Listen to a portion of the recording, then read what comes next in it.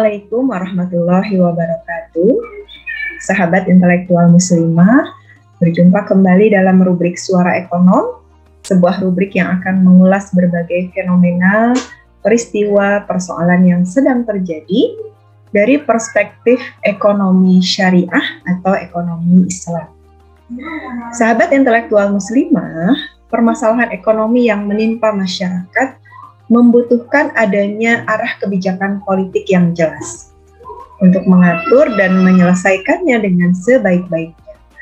Agar tujuan ekonomi bisa tercapai, seorang ekonom harus memiliki perspektif dalam memandang problem ekonomi.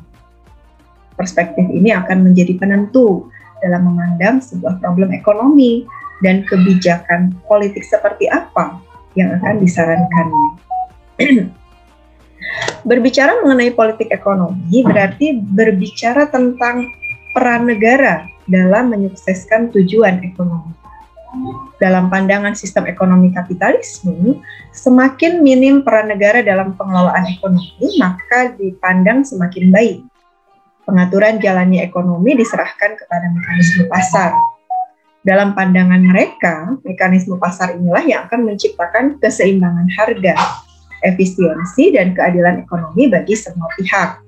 Karena setiap orang, siapapun bisa masuk dan bersaing dalam mekanisme pasar. Kapitalisme membatasi peran pemerintah hanya sebagai regulator, fasilitator, dan pemungut pajak.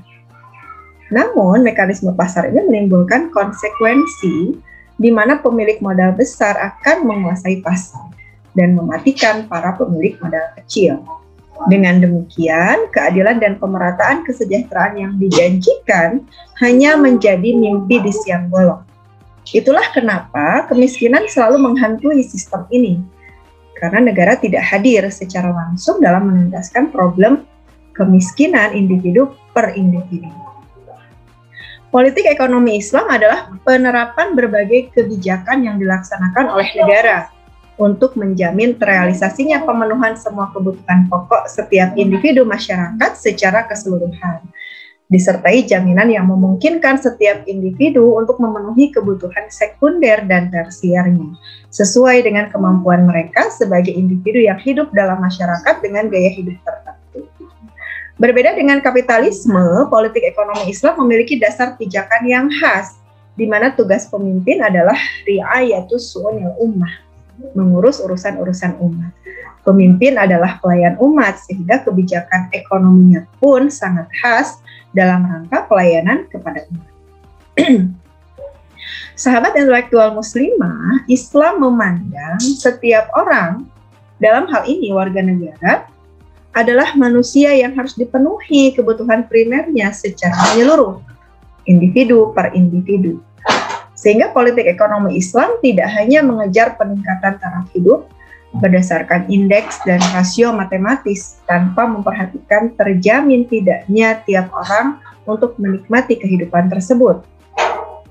Dalam pandangan politik ekonomi Islam, satu orang saja yang tidak terpenuhi kebutuhan pokoknya, misalnya kelaparan karena tidak dapat makanan, atau tunawisma, tidak punya tempat tinggal atau tidak mampu tinggal di tempat yang layak, atau tidak dapat mengakses pendidikan dan kesehatan karena mahal biayanya, maka negara dipandang telah gagal mewujudkan tujuan politik ekonominya. Berikutnya, Islam memandang individu dengan kapasitas pribadinya yang memungkinkan memenuhi kebutuhan pelengkap sesuai dengan kesanggupannya. Pada saat yang sama, Islam juga memandang bahwa setiap orang terikat dengan sesamanya, sehingga tidak hanya mengupayakan kemakmuran individu dengan membiarkan mereka sebebas-bebasnya memperoleh kemakmuran dengan cara apapun, tanpa memperhatikan terjamin tidaknya hak hidup setiap orang.